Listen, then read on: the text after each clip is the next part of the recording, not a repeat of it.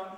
My name is Patrick, I'm the President of the Drama Society, and welcome to this, the second and closing performance of Medea, written by Euripedes and co-directed by Mykie, Keavany and Chiara Ingravallo. Just some notes before we start the performance tonight. We're not expecting a fire drill, however, should one sound, there are exits to your immediate right and left, and also backstage as well for relevant fire exits. Toilet facilities are also available by your immediate exits. I've mentioned this in the performances. If any heckling or inappropriate shouting comes from the audience, you will be asked to leave just for the sake of the performance. And there is themes of mild violence and mild language. No, strong violence. Strong themes of violence and mild language contained throughout this play. And that is everything. I will let you know as well, due to some unforeseeable circumstances in the past couple of days, so there's been some confusion with lines. Some of us may have scripts. You forgot epilepsy. Oh yes, there is also some like slow strobing lights as well. But one thing, I knew there was one thing. Wouldn't get it right, I don't know, but yes, some mild strobing lights are white and black and red and white as well.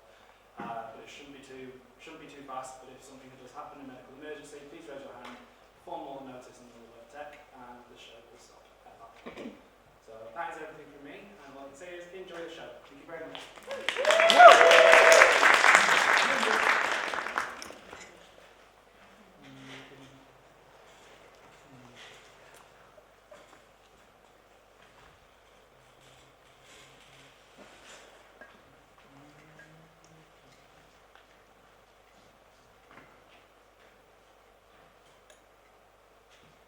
I wish that ship, the Argo, has never sailed off to the land of Colchis, past the Symplectes, those dark dancing rocks which guards smash boats sailing through the Hellespont. I wish they never chopped down the pine trees up in the mountain forests in Pelion, to make oars of those great men who, under Ilias's orders, sailed off to fetch the golden fleece. That my mistress, Medea, would never have sailed away to the land of Colchis, her heart passionately in love with Jason. Then she would not have convinced those women, Ilias's daughter, to kill their father. And she would not have come to live in Corinth, with her husband and children, well loved and exiled by those lands she traveled to. That was when life was most safe and secure, when men and women stand as one. But that marriage changed. Now they're enemies. For their fine love's grown sick, deceased, for Jason leaving his own children, and my mistress is laying in a royal wedding bed.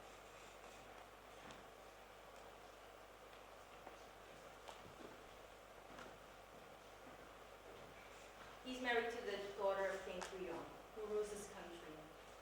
As for Medea, poor lady, in her disgrace, cries out, repeating his oaths, recalling the great trust in this right hand which he pledged his love to.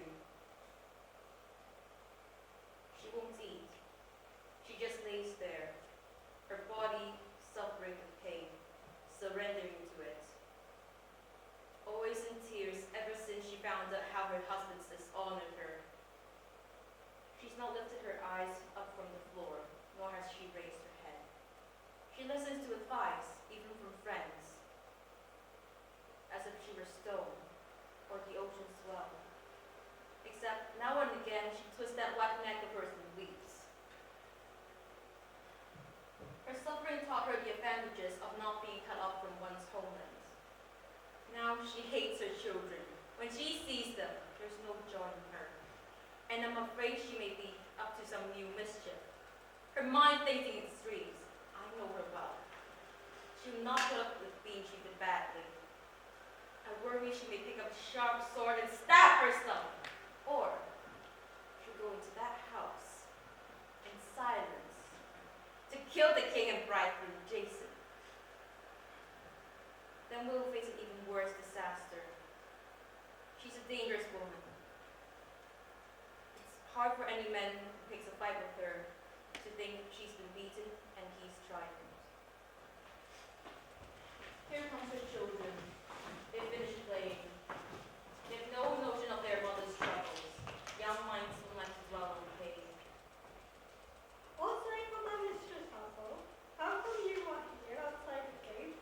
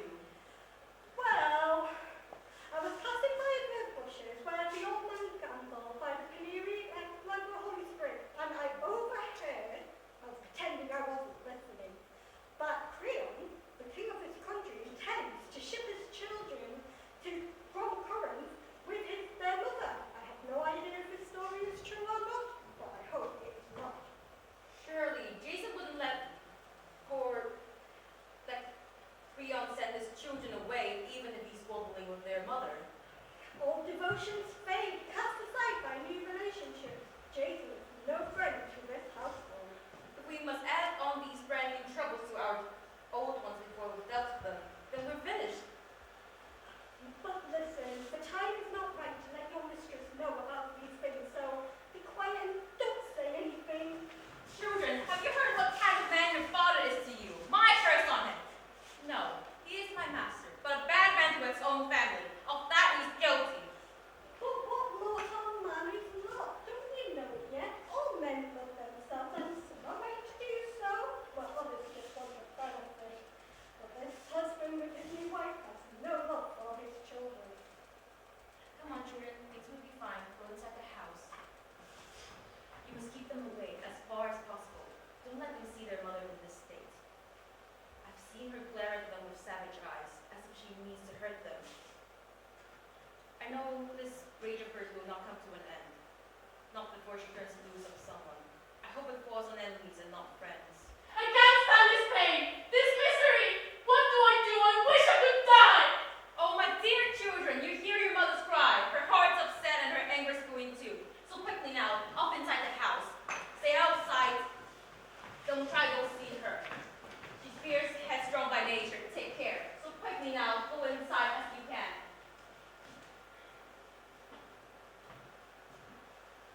It's obvious that the cloud of bitter grief is growing inside her. And when the temper grows, it's hard to bear. What will she do now she's been bitten by these injuries? The pain of his suffering, this intense pain. I am not right to weep. All my children, cursed children for hateful mother, may you die with your father in this house, may all perish, crushed down in ruin. Oh, the sorrow of it all! Poor woman! Why leave the nasty thing their father's done to you? Why do you hate them so? I'm terrified that the children will be hurt. The pride of rulers is something to fear. They often older men, but seldom listen. But when their tempers change, it's hard to bear. Anyway, I just want to grow old with some security. I don't want a grand life for myself. They say the moderates live best of all. Because when some god gets angry with some home, the more wealth it has, the more it is destroyed. I've heard Medea. I've heard her cries, that sad lady here from Colchis. Has she not calmed down yet? Old nurse, tell me. I've heard from some household servants in there that she's been screaming. Find out how this house is suffering. We've been friends. This house is finished, already ruined, for Jason is bound by his new marriage tie.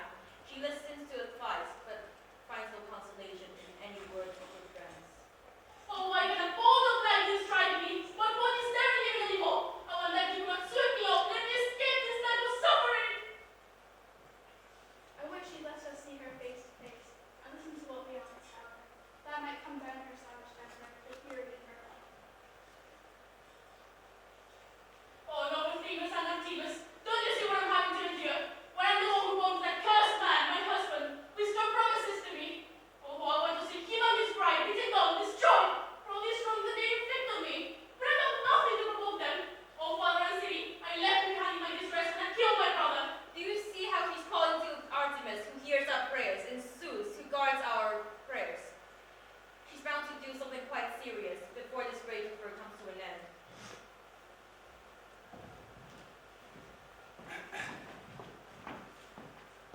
Hail, Hail hail, to the earth, hail to the sun. whose O Zeus and earth and sun, do you hear how this young one sings out her misery? Thoughtless lady, why long for death's marriage bed, which human beings all shun? Death comes soon enough and brings an end to everything. You should not pray for it. And if your husband devotes himself to some new bed, why get angry over that? Zeus will plead for you in this. Don't waste your life away with too much waiting for your husband.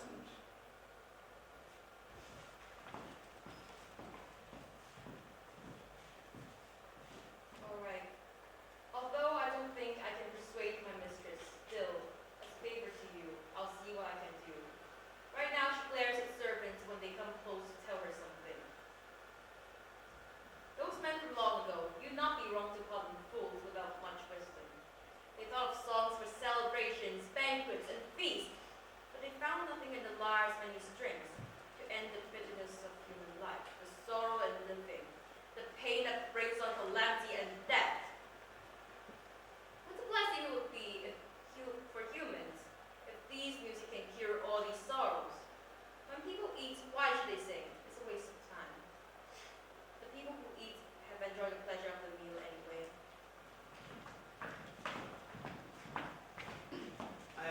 When Medea's cries, full of sorrow, full of tears, her shrill accusations against Jason, the husband who's betrayed her, suffering such injustice, she cries out, calling the gods, calling Themis, Zeus's daughter, goddess of those promises, which carried her across the ocean, through the black salt waves, through the place which few men penetrate, the strait which guards the Pontic Sea.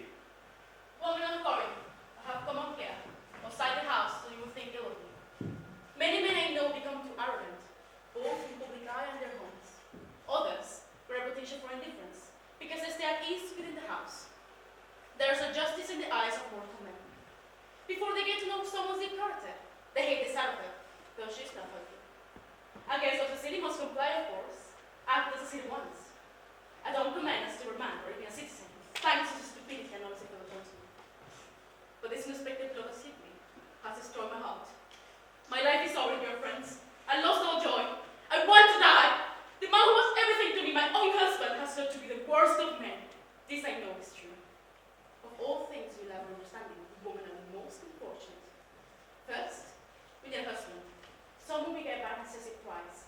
He then becomes the ruler of bodies, and this still adds most misfortune to the grief we have. Then comes a crucial struggle. This husband we have selected, is he good or bad? For a divorce versus woman, all respect, yet we can't refuse to take half of his husband. Then, when she goes into her husband's house with new rules and different customs, she is a prophet's skill to figure out the man whose bed she shares. She can let that go. Once people have this and with success, the man says they marry young and lives in peace, and in Bible life. But if the marriage doesn't work, then death is much to be fair. If the man tires of the company he gets at home, he leaves, seeking relief somewhere else outside the house. He gets his satisfaction with some male friend or something his own age. We won't have to look at just one man. Men tell us we live safe and secure at home, but they must go to battle with us. How stupid they are! I will stand there holding up my shield 3 times and give birth once. But your story and I are no the same. For you, Thompson, you had your father's house. You enjoyed your life with friends for company. But I'm about alone. I've been abused by my own husband. Scurry off, and trophy for a riding out. Have no mother, brother, or religious shelter away from this extremity. And so I want to ask something from you. If you find some way to punish Jason, his bride as well, and your father, say nothing. I hope I might be timid in some things like watching Byron or seriously. But when she heard you love, her marriage violated, there's no more desperate for blood than parents. I'll do what you request. You are right to pay back your husband. And Medea, I'm not surprised you grieve at these events. I see Creon, king of Corinth, coming. He'll be bringing news, announcing some new decisions. You there, Medea, scowling in anger against your husband. I am ordering you out of Corinth. You must go into exile and take those 2 children of yours with you. Go quickly. I am here to make quite sure this decree is put into effect, and I'm not going back to the palace until I cast you out beyond our borders. No, my sufferers will kill me. It's over. My enemies have set full sail against me, and there's no way I can avenge disaster. But Creon, let me ask you something. Since I'm the one being abused, why banish me? What have I done? I am afraid of you. I won't conceal the truth. There's a good chance you may well inflict some serious harm against my daughter. Many things have led me to this conclusion. You're a clever woman, very experienced in evil ways. You're grieving the loss of your husband's bed, and from what I hear, you're threatening to take revenge against Jason on his bride and on her father. Before that happens, I'm taking some precautions. Woman! It's best that you hate me than for me to grow soft now and regret it later. Alas, it's not the first time Creon my reputation has badly damaged me. It's hard nothing. No man with any sense who ever educated his children with anything real whatsoever. Who apart from childhood habits that people often against them, they tear themselves a hostile empire. If you offer fools some grandeur wisdom, they consider you quite useless, not somewhat wise. And if, within the city, people think of you as greatest of those who think are wise, you appear an incense. So it is with me. I'm an knowledgeable woman. I make some people envious. Others say I'm shy. Others the opposite. Others say I'm hostile. I'm not like that girl, still you fear me. Have I heard you all? Made you suffer? Don't fear me, Byron. It's not within me to hurt the man in charge. Besides, in what way have you injured me? You have married your daughter to a man one you have selected. My husband's the one I hate. It might be you acted in this business with good sense. So now, God,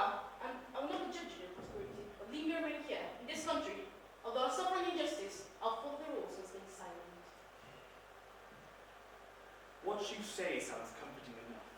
However, I'm still afraid that heart of yours is planning something evil. Passionate people, women as well as men, are easy to protect oneself against, and clever people who keep silent. No, we must leave Corinth, and right away. No more speeches, I've made up my mind. It's not possible for you to stay here, not with us given your hostilities towards me. No, Fearn, I beg you, adieu me, in your daughter's name. Your words are useless, you won't persuade me. Will you send me into exile without hearing to my supplication? Indeed I will, I don't love you more than my own family. My homely home, thinking of you now. Except my own children, my country is what I cherish most by far. That's the most miserable thing for mortal men. It's time for you to leave, you foul woman. Time for me to rid myself of all this trouble. Not trouble enough, there's no need for any more. Come on, go, or my servants will force you into exile. No, please, Fearn. Woman, it seems you're trying to provoke me. Alright, I will go into exile with some begging to escape from. Then why grip my hand so hard and refuse to let go?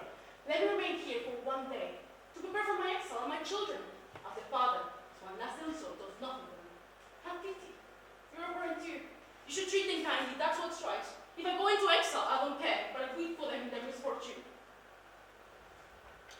For a tyrant, my will is by nature tender, and through that I have been hurt previously, more than once.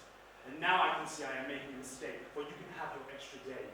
However, let me warn you, if the sun catches you within the borders of this country, you or your children, you'll be put to death. Don't assume I'm not telling the truth. If you must stay, stay one more day. In that time, you can't do the harm that I fear.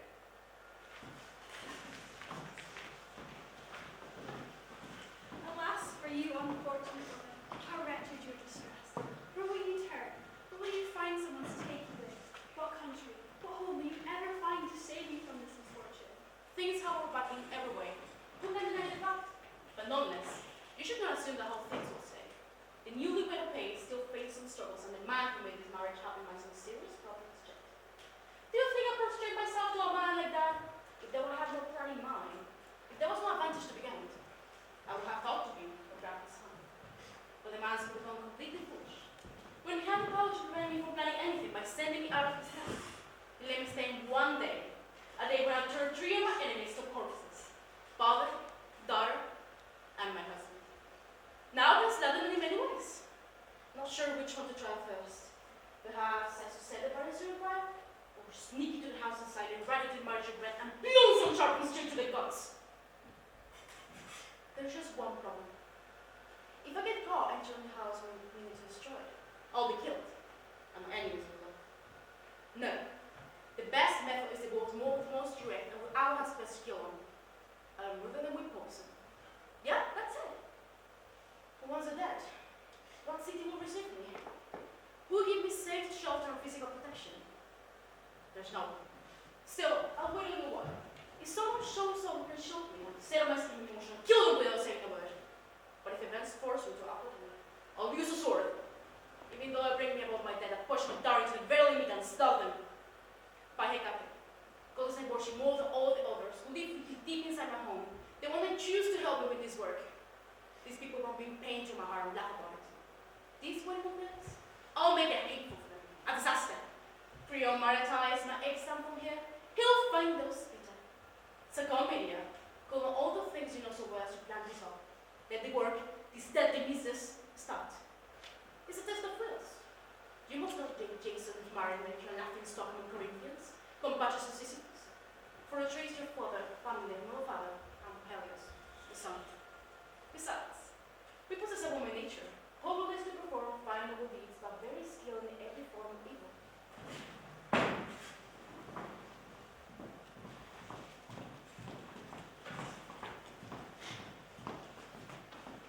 The waters in the sacred rivers are flowing in reverse, and no world of things are once more turning on themselves. Men's plans are now deceitful, their firm trust in the gods is gone. My life is changing, common talk is giving me a better reputation. Honor is coming to the female sex, slander will no longer injure women. Those songs by ancient poets will stop chanting of our faithlessness. Phoebus, God of song and singing, never put into our minds the gift of making sacred music with the lyre, or else I was a son of song in response to what the male sex sings. For our lengthy past has much to say about men's lives as well as ours. You sailed here from your father's house, your heart on fire, past those two rocks that stand guard to the X-Wing Sea. You live now in a foreign land. You've lost your marriage bed, your husband too, poor woman.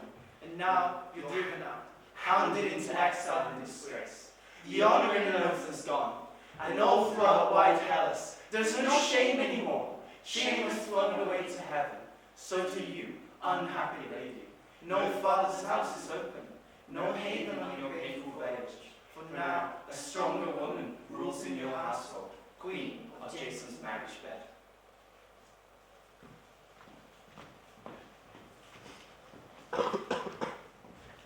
Right now is not the first time I've observed how a harsh temper can make all things worse. Possibly so, it's happened. You could have stayed here in this land and house if only you'd agreed to the arrangements and showed some patience with those in command.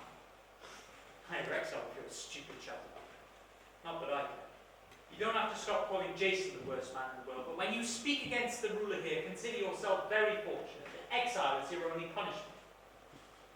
I've always tried to mollify him. He has a vicious temper. And have you stay. But you just would not stop this silly rage, always slandering the royal house. That's why you've got to leave the country. Anyway, I won't neglect my family. I have come here, woman, looking out for you, so you won't be thrown out with the children and total need and lacking everything. Exile brings with it all sorts of hardships. Although you may well despise me now, I could never have bad feelings with you. As a man, you're the worst there is. That's all I say. No trace of manhood. You come to me now, you come at this point, when you turn to the worst enemy of the gods, and me, and hope your words. It is the courage or firm resolution to hurt your family and confront them, but a total act of shame, the greatest of all human sicknesses. But you know what to come, for all we speak. I will not my heart describe the evil. You listen. I hope you heard what I say. I'll start my story at the very start. I saved your life. Every Greek in the shipyard can confirm it. With me sent to be on the yacht, the fire with the bulls, and the soul, the fires of death. And I killed the dragon, god of death, one in the golden fleece and never going to sleep. For you, I raised the light and rescued from death. I left my father and my home, all my young, to come here with Iolcus, within Montpellier. Now, I have done all this to help you. You brute, you betrayed me and helped yourself with some new wife. And we have children. If you have no children, I understand why you're so keen to marry this girl. What about the promises you made? I don't know if you think God's still God, or if there be new regulations being put in place for men. But you must know you work in faith with me. Like this right hand, lifts you up to hell. By my knees, lifts you up in bed. It was all for nothing to be touched like that by such a worthless man. But come now. I'll talk to you as you were a friend. I have no idea what sort of kindness to expect from you, or loss of hope. But let us see. The things I'll say now will make you look even more disgraceful. Where do I turn now? To my father's house? For your sake, I betrayed my country. Should I go to Peleus as an officer? They should welcome me with open arms as I killed their father.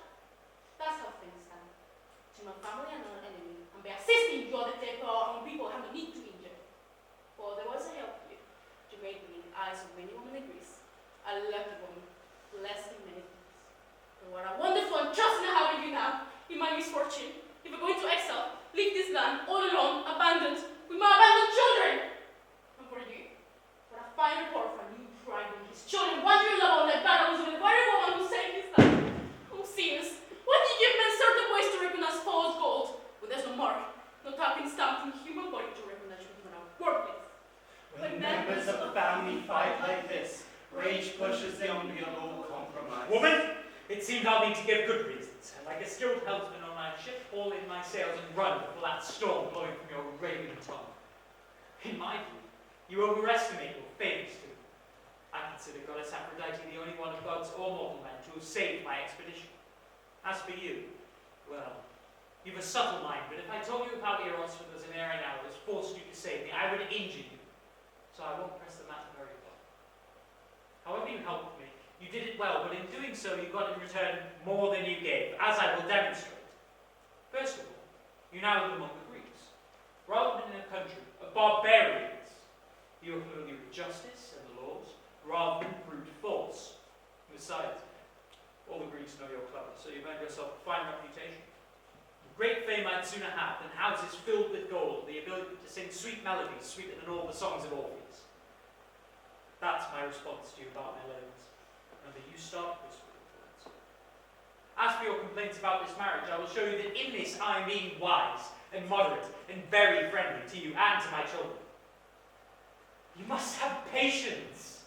When I came here from the land of Iolcus, I brought with me many troubles, hard ones, things impossible for me to deal with. What greater good fortune could I have found than marrying the daughter of the king? Me, an exile. On the point that irks you, it's not the case I hate our marriage bed, overcome with lust for some new bride, nor am I keen to rival other men in the number of my many children. I have enough. I'm not complaining.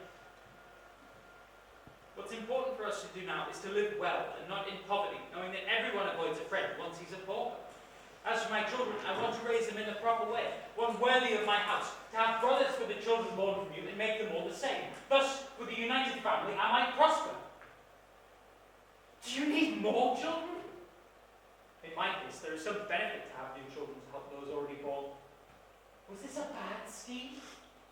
You would agree with me if you weren't so upset about the sex, but you women are so little. If everything's fine in bed, then you have all you need, but if the sex is bad, then all the very best and finest things you make your enemies.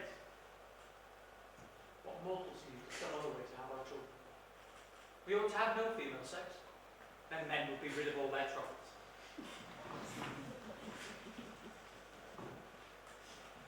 Jason.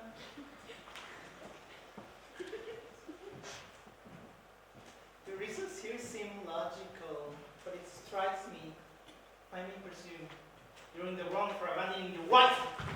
I'm very different from many others in all sorts of ways, in my opinion. The unjust man who speaks undoubtedly frequently self the harshest punishment. Since he's sure he had injustice, he does anything, but he's not that clever. So you should not fire before me now your clever words and special reasoning. One more of them was your argument. If you are not corrupt, you asked me first when you think his marriage, but you didn't even tell your family. Oh, yes, if I told you of the marriage, I'm sure I would have left these fine support. Even now, you can't stand to set aside the immense rage in your heart. You're lying! You thought we were the very one who bring you this respect. Get this straight. This royal bride I have, I did not marry her because of any woman. As I told you, I wanted to save you and have children, royal princes, with the same blood as my sons. That way my house has more security. May I never want a million prosperous lives in pain and great wealth for this spending of happiness here. You need to change that prayer and sound more sensible. You should not consider this advantage painful. Don't be so wretched when things are going so well for you. Keep up the insults. You have no refuge, and be banished from this country. That's what you've chosen to blame rests with you. What did I do? Marry and desert you? You kept making all those bitter curses against the ruling family in Corinth. And I'm a curse against your family, too. I'm not arguing with you anymore about all this. But if you want me to provide some money, some assistance for you and the children in your exile, then just ask. I'm prepared to give you some, and with a generous hand. I'll send my friends introductory tokens so they'll treat you well. You'd be mad not to accept this offer. Woman, stop being so angry. If you do, things will turn out so much better for you. I'll accept no assistance from your friends or anything from you. Don't make the offer. Read from a worthless man who will value. All right. But I call the gods to witness how I'm willing to help you and my children, that you reject my goods and stubbornly push away your friends. For that reason, you'll suffer still more pain. Get off here! For someone so in love with his new bride is spending far too much time inside the house. Go out married. The God will see to it you more changes into one of those that make you wish to have rejected it.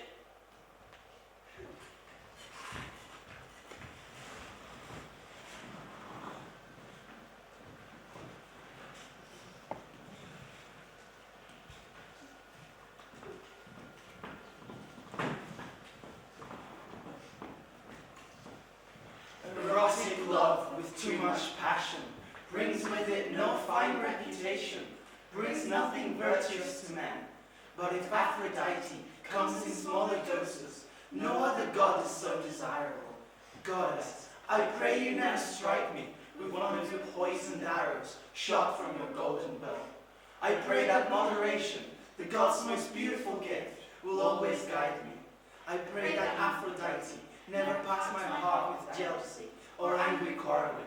May she never fill me with desire for sex in other people's beds. May she bless peaceful unions, using her wisdom to select a woman's marriage pledge. O my country and my home, I pray I never lack a city, never face a hopeless life, one filled with misery and pain. Before that comes, let death, my death, deliver me, bring a fatal end to all my days. For there's no affliction worse than losing one's own land. I say on this based on what I've seen, not on what other people say. For you are here without a city, you have no friends to pity you, as you suffer in this misery, suffer in the harshest way. The man who shames his family, who does not open up his heart and treat them in all honesty, may he perish unlamented. With him I never could be friends.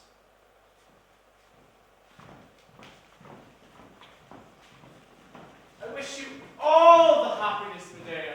There's no better way to greet one's friends. All happiness to you too, I guess. Wise Spanish. Where are you coming from? Just returned from Apollo's ancient oracle. The prophetic country of the earth. What business do you have? Ask a question. I'd like to know how I could have some children. In the God's name. Have you lived so long without ever having any children? Not one. Some god is doing this to me. Do you have a wife? Or have you stayed in marriage? No, I am married. My wife shares my bed. So what did Apollo say about it? 2 words too wise for the understanding. Is it right for me to hear it? Of course. We need a clever mind like yours. What was the prophecy? Tell it to me if it's alright for me to hear. You told me this. Don't untie the wineskins first. Until what? Until you reach where or what country? Until you reach your heart and home. What are you looking for when you sail here? A man called Euripedes, king of Trojan. Oh, he's heard of some. They say he's a very holy man. I want to share the God's prophecy with him. They say he's very wise and skilled in things like that. I'm friendliest of all my allies. Well, good luck. I hope you find what you desire. Why are you eyes so sad? Cheeks so pale. Forget. My husband has been cruel. All men here treat me the worst. What are you saying? Tell me truly. What has he done to make you feel so unhappy? Jesus abusing me. I don't mean no harm. What has he done? Give me more details. Jesus taking a new wife. She knew rules his house instead of me. I'm not completely shameful. He doesn't dare do something like that, has he? It has. This is honorable, the wife he used to. Leave him then. Since, as you say, he's completely shameful. His passion is to marry royalty. Who's giving her to him? Tell me the rest. Fearn, who ruled this land for him. Well, then, lady, it's quite understandable why you're in such distress. And done for. Finished. Being banished from this country. By whom? You speak of new trouble. Fearn is driving me into exile, away from Corinth. With Jason's full consent? I find that disgraceful. He says not.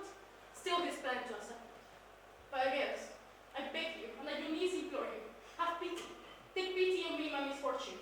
Accept me to supply in your home your native land. If you will take me in, may the gods answer you high to have many children. May you die a happy man. You don't know what a lucky one you are to find me here. I'll end your childlessness. I know a source of medicine to use, and I can help you have many children. Lady, I'd like to help you. For many reasons. First, there's the gods. Then, the children you say I'll produce. For there, I've lost sense of what else to try. Here's what I'm going to do. If you can reach my country, I'll strive to treat you as my foreign guest. That's the proper thing for me to do. But Medea, I'll give you fair warning.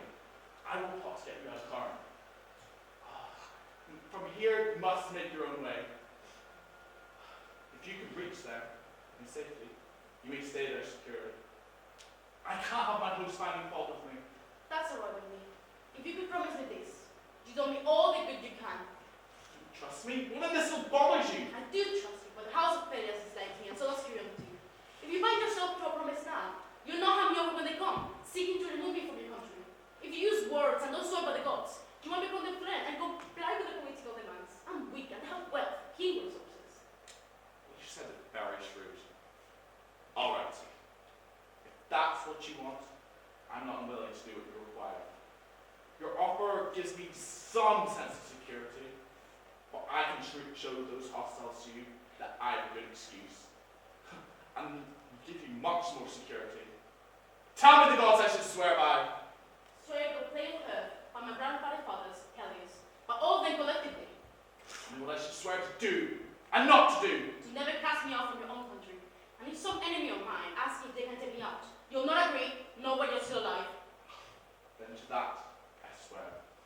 By earth, by Helios' sacred light, to all the gods, I'll do what I've just heard. And if you betray this promise, what happens to you then? May I receive the punishment that falls on profane men. All is well. Now go your way in peace. I'll go to your country as quickly as I can.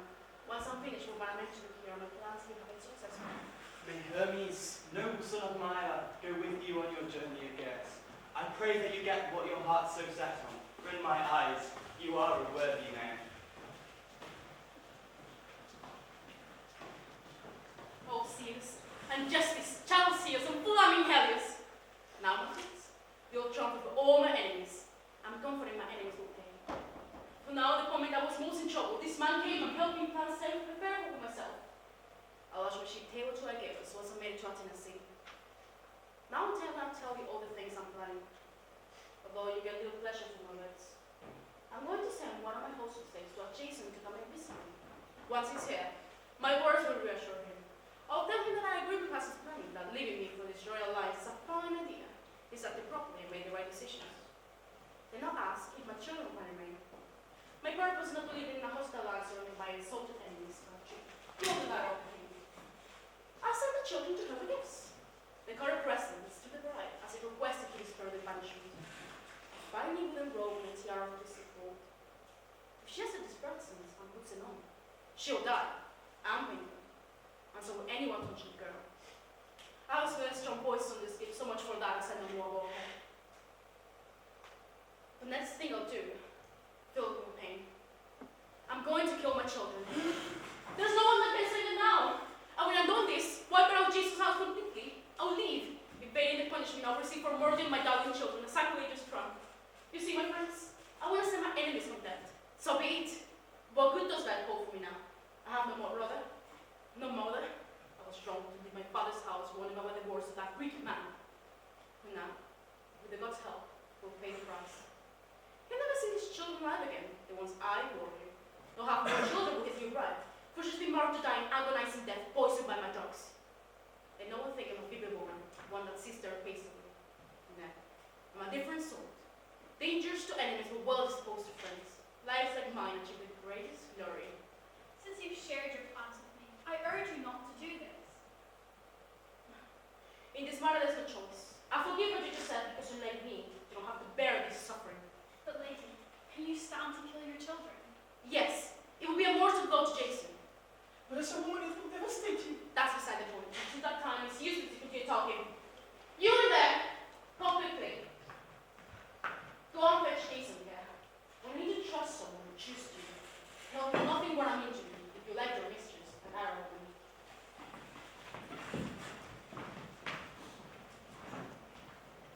Since ancient times, Euripedes' sons have been especially blessed. Children of the sacred gods, from a holy country never conquered, never ransacked by its enemies. Fed on glorious fruits of wisdom, they stride lightly through the sunlit air, where, so the story goes, the Muses, 9 maidens of Fearn, gave birth to golden-haired Hermione, and people celebrate how Aphrodite, while drawing water from the stream, the flowing river of the lovely Cessus, breathes down upon the land sweet, temperate winds, while she binds within her hair garlands of sweet-smelling roses, sending love to sit at wisdom's side, to foster all fine things. How will this city of sacred streams, this land of struggling lovers, welcome you, a murderess, who killed her own children, an unholy woman among its people?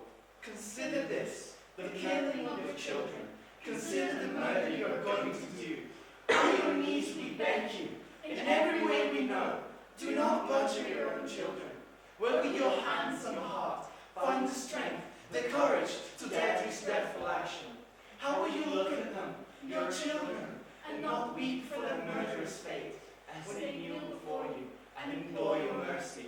You'll find it impossible to steal your heart and soak your hands in your own children's blood.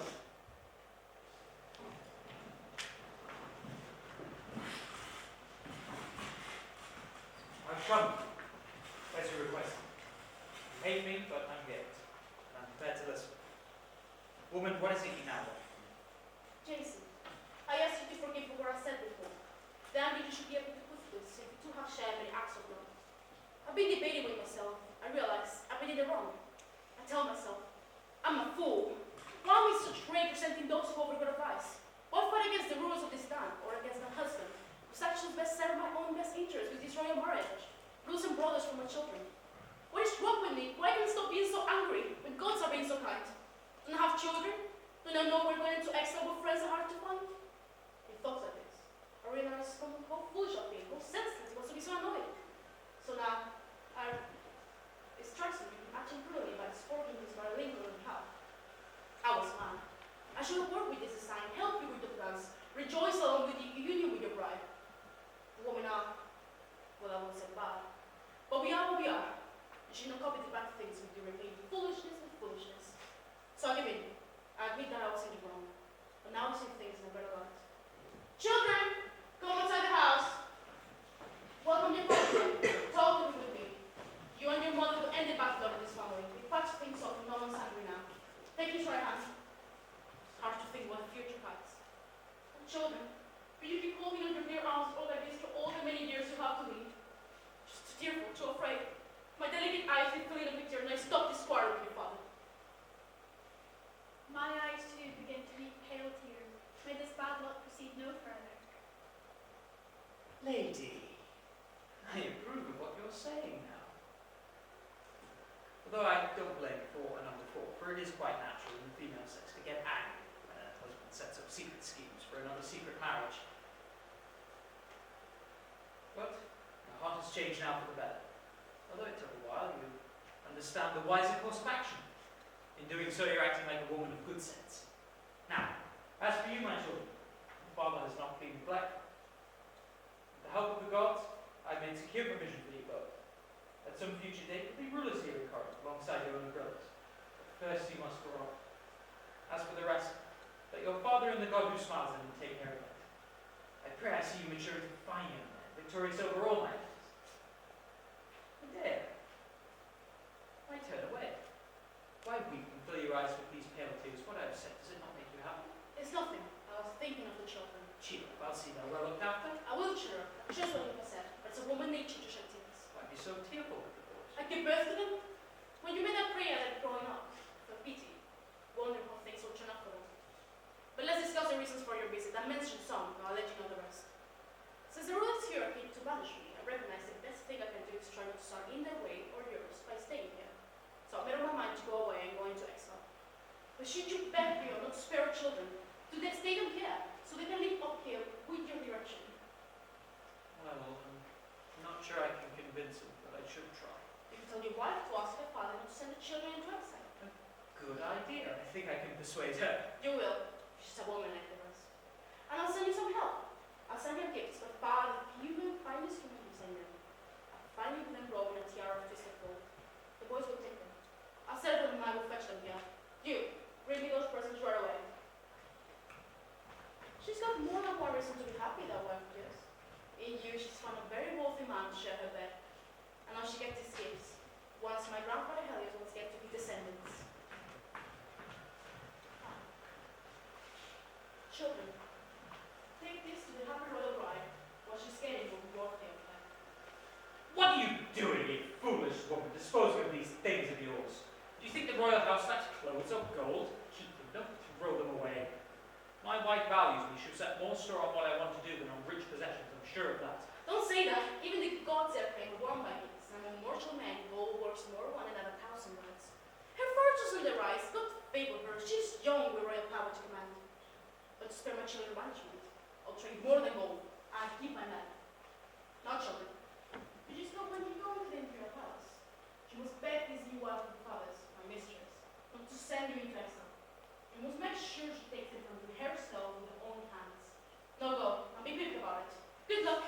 Bring you about the bad news or the happy news she decides to hear.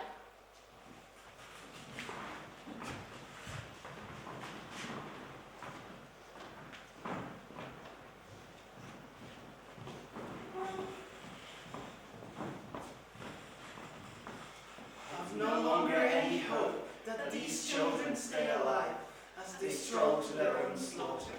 The bride will take her diadem, she'll take her golden ruin, with her own hand she'll fix across her lovely yellow hair. The jewelry of death, the unearthly gleam, the charm will tempt her to put on the robe, an ornament of twisted gold. Her marriage bed will lie among the dead. That's the trap she'll fall in. That's how she'll die. She can't escape destruction.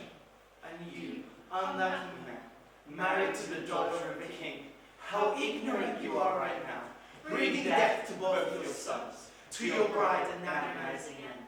You most unfortunate men, how wrong you were about your destiny. Next, I mourn your sorrows, unhappy mother of these children, intent on slaughtering your sons, because your lawless husband left you and your marriage bed, and now lives with another wife.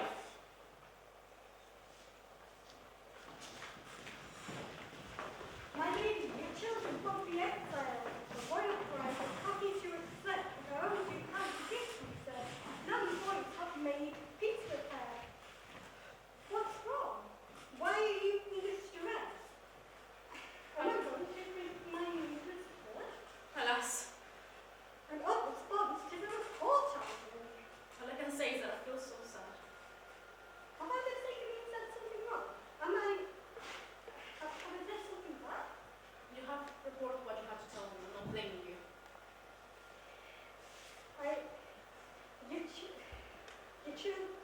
Just be happy that your children will one day bring you home again. Alas, but I should bring others back to the home. It's okay. Go in the house. You have done nothing wrong. But give the children the usual routine.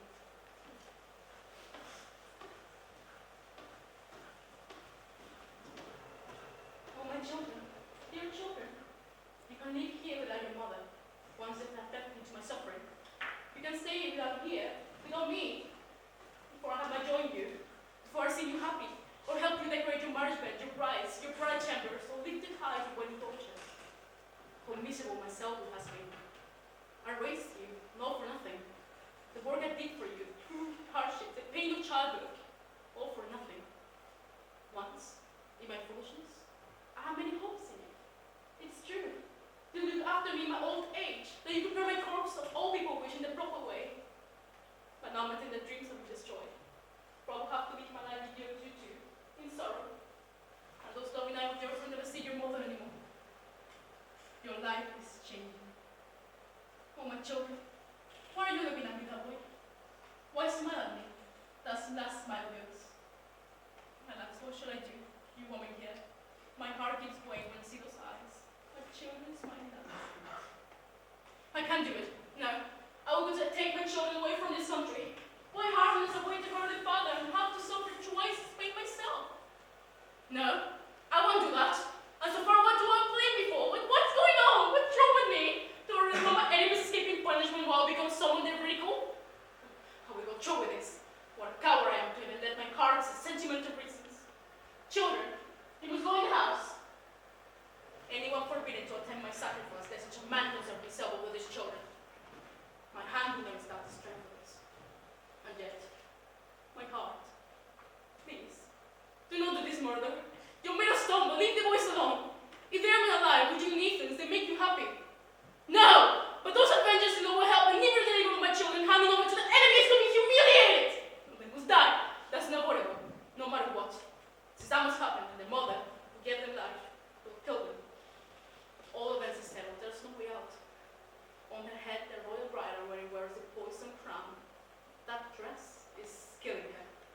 But I'm sending an agonizing past myself and sending my children one even worse. What I want to do now is say farewell. Children, give me your right hands. Did you want to kiss them? Oh, these faces, these mouths, severe and such noble voice. I wish you happiness, but somewhere else. Where your father lives, no father takes away. These soft embraces, skin so tender. My boy's dreams feel so sweet to me. Well, you must go inside, go! Can't stand to look at you like this anymore. The evil gone to me has won the day. I understand too well the dreadful I am going to commit. And with judgment I cannot check my anger. And that incites the greatest evils humans leads to. Often before this present time, I've gone into more complex arguments. I've struggled with issues more serious than those that women ought to wrestle with. But we too have an artistic muse, who lives among us to teach us wisdom. But not all of us, the group of females who can learn anything from her is small. In a crowd of women, you might find one. So I can say that among human beings, those who have no experience of children, who have never given birth to offspring, such people have far more happiness than those who abandoned parents, and those who have no children, because they never see whether a child of theirs will be a blessing or a curse to man. Their failure to have offspring shields them from many grievances, and those who in their own homes have a sweet grace of children growing, I see them worn down with cares their whole life long. First, how they can raise their children well. Next, how they can leave their sons sufficient livelihood. And then, it's by no means clear that all the work produces good or useless children. And there's one final problem, the worst for any mortal human. I'll tell you.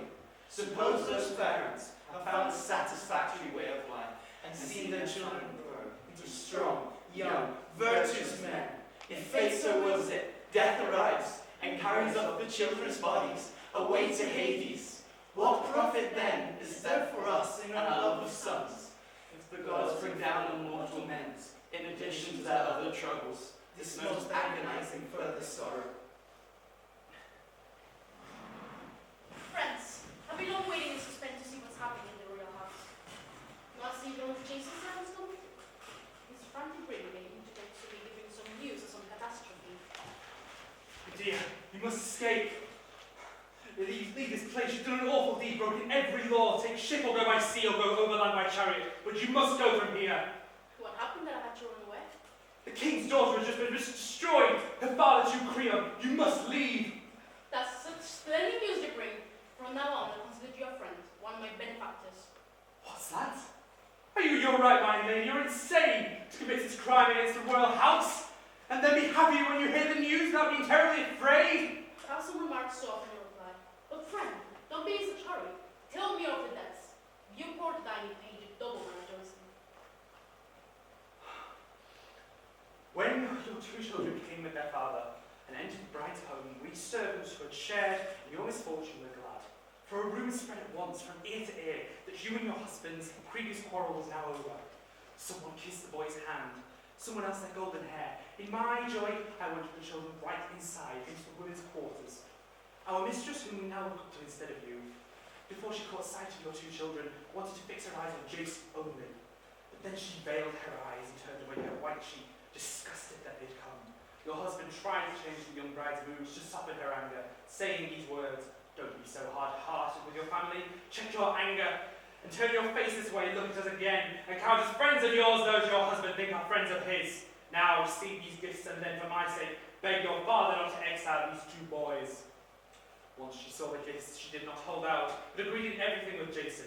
And before your children and their father had got any gifts from the palace, she took the richly embroidered gown and put it on, then rearranged the golden crown, fixing in her hair a bright mirror, smiling at her body's lifeless image there. Then she stood up from her seat and strolled across the room, moving delicately on her pale feet, delighted at the gifts, with the greatly glances to inspect the straightness of the dress against her legs. And then it happened, a horrific sight. She changed colour, staggered back and sideways, trembling, then fell into her chair again, almost collapsing on the floor. An old woman, one of her servants, thinking it was a fit inspired by Pan or by some other god, shouted invested joy until she saw the white spit foaming in her mouth, her eyes bulging from the sockets, and her pale skin quite drained of blood. The servant screamed again this time to make up for the former shout. She cries out in distress.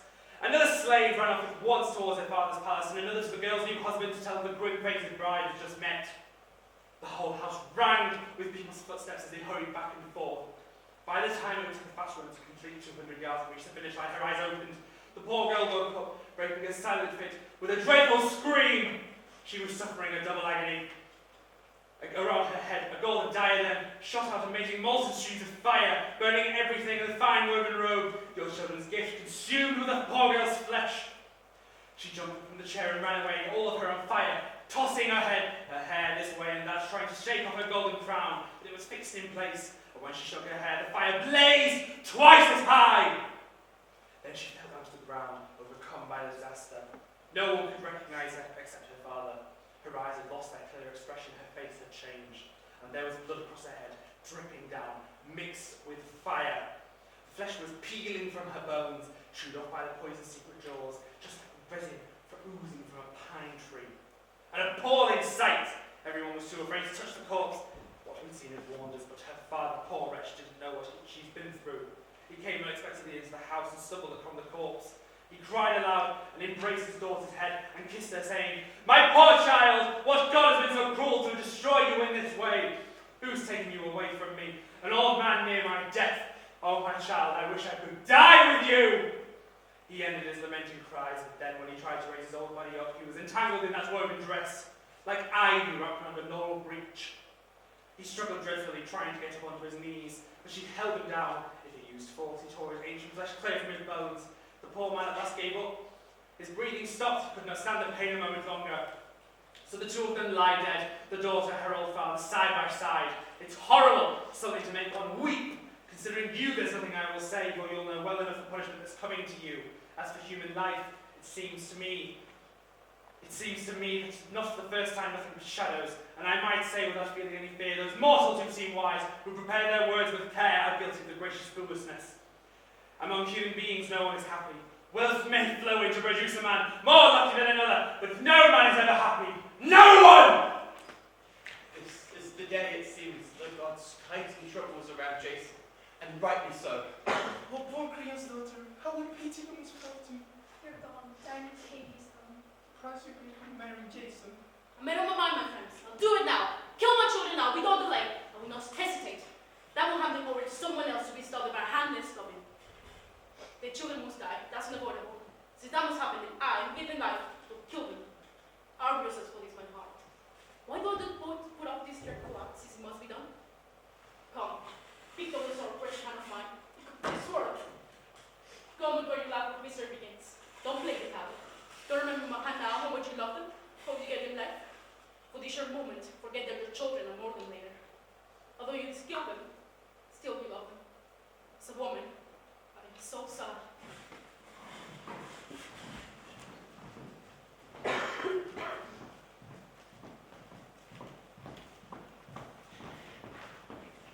Hail to the earth, hail to the sun, whose rays illuminate all things. Turn your eyes, look down, see this destroying woman, before she sets her bloody hands, her instruments of murder, unto her own children, those offshoots of your golden race. It's a fearful thing for men to spill the blood of gods, a whole light which comes from Zeus. Stop her, take from this house this bloodthirsty, savage fury, gripped by the spirit of revenge. The pain you felt in giving birth was useless, wasted. Those children you so loved, you bore them all in vain. You who left behind you the inhospitable passage where the simply godly stands, those deadly dark blue rocks.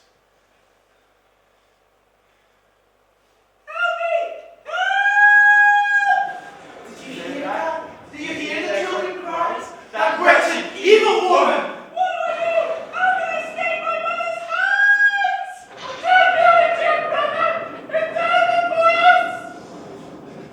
Troy must do something. I must prevent this murder. Yes, for the Lord God, stop this!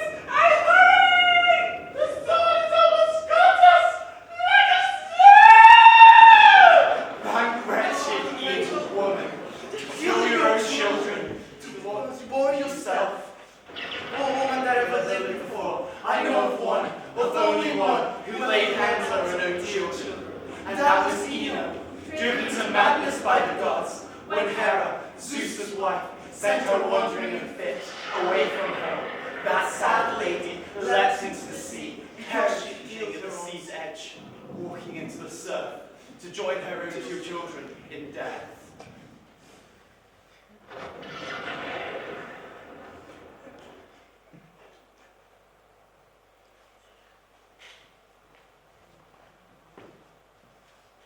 You, women, standing there beside the house. Where's Medea, who's done these awful things? Is she still inside, or has she left here? She'll have to hide herself under the earth, or fly up to heaven's overarching vault if she's going to avoid her punishment from the royal house. Did she really think she could kill the rulers of this family and get away unharmed? But at this point, she's no concern of mine. I'm worried for my children. Those whom she has wronged will take care of. I've come for the boys, to save their lives in case the next of kin try to harm me and mine, retribution for their mother's profane murders. You unlucky man. You don't know the full extent of your misfortune, or you would not say this. What is it? Does she fancy for me too? Your boys are dead, killed by their mother's hand. No. What are you telling me? Woman, you have destroyed me! The boys are dead. You must fix your mind on them. They're gone. Where did she do this? Inside or outside? Open the doors and you will see them, your slaughtered children. You! Slaves and men! Remove the bar from this door at once. Withdraw the bolt so I may see two things. My dead children and that murderer, the woman on whom I shall exact revenge.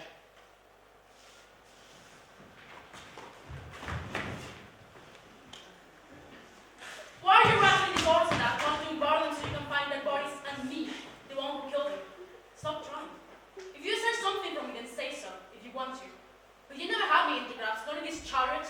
A gift from my grandfather Helios to protect me from all enemies' hands. You accursed woman, most abominable to the gods and me and all mankind. You dare take the sword to your own two boys, you the one who bore them, leave me destroyed in childless. Having done this, after committing this atrocious crime, can you still look upon the earth and sun? May you be destroyed! I understand now I must have lost my mind to have brought you here from that savage country to a Greek home. You were truly evil then. You betrayed your father and the land that raised you, but the avenging fury meant for you, the gods have sent to me! When you slaughtered your brother in your home, came aboard our fine ship, the Argo, that's how you began. You married me and bore my children, your lust for sex in our marriage bed. You killed them. No woman from Greece would dare to do this, but I chose you as my wife above them all, and it has proved to be a hateful marriage. It has destroyed me. Mother woman, you're a she-lion. Your nature is more bestial than Scylla, the Tuscan monster. My insults multiplied 1,000-fold won't hurt you. Your heart's too hard for that. But be off, you shameful murderer of your children. Let me lament my fate. I'll get no delight from my new bride, nor will I speak to my own living children, the two boys I bred and raised. They're lost to me. I will reply to your words and I nor I know what I did for you and what you did to me. You were going to shame my marriage bed, having pleased and like ridiculing me? No was a royal bride or peon who gave it to you, going to banish me. Throw me away from here with your pins. So if you want, call me Linus or Celia, who lives in the Tuscan shore, for I make contact with your heart at last. You have your own share of pain and sorrow. That's true. But I should leave you knowing you're going to laugh at me. Children, you such an evil mother. Oh, my children, victims of your father's evil actions. It was not my hand that killed them. No, it was an insult. You knew marriage. Think it's right to murder them for that? Do you think an insult to a woman is something insignificant? Yes, I do, to a woman of good sense, but to you it is completely evil. Well, your sons are gone. That should cost you pain. I think their spirits live to take out their revenge on you. The gods are aware who gained this fight. Yes, they know well you're detested. Keep on the insults, or I loathe your voice! I hate yours! It will be difficult for the two of us to part. Tell me how! That's what I want to know for. What should I do? We buried these dead boys and mourn them. Never! My own house will burn them. I tell it to Hera's sacred line and pray as no enemy of mine can commit sacrilege against the Byron of the graves. And in this place, this land of Sisyphus, I'll initiate a solemn celebration with mystic rites for this profane murder. I'll now go to the land of Erectus to live with the games, son of Panil. As for you, you have a miserable death, bitter for a coward. Now you see bitter ending to your marriage to me. Your head will be smashed in when you're hit by a moldy relic of your ship, the Argo. The avenging fury of our children destroy you! May you fight blood justice! What God of spirits listen to you? A man who doesn't keep his promises. A man who lies and deceives on strangers! You polluted wretch! Child killer! Go home. Bury that wife of yours. I'll go. I've lost both my sons. Wait until you're old. Your grief not yet begun. Such loving children. Their mother loved them. You did not. Yet it was your hand that killed them. Yes, you injured you! Alas, how I long to see my dear boys' faces, to hold them in my arms. So now, at this point, you'll talk to them. You'll give them an embrace. Before this, you show them from you. My gods, I beg you, let me feel their tender skin. No, your words are wasted! Oh, Zeus! Do you hear how I'm being driven up? What I must endure from this she-lion, this child killer, this abomination! But I'll use the strength I have for grieving and praying to the gods to bear with us. How you have killed my children and will not let me see them or bury their bodies. Oh, how I wish I had never been a father and had to see you kill my children.